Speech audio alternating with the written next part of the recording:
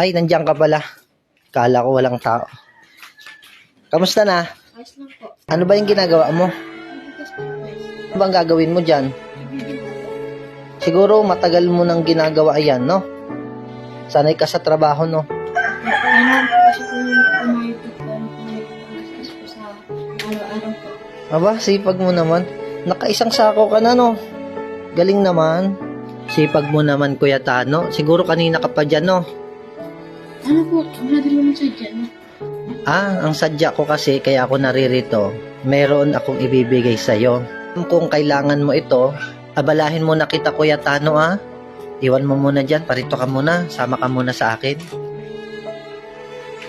Kuya Tano, binili ko yan, para yan sa'yo. Ay, hindi yan kutsyon, Kuya Tano.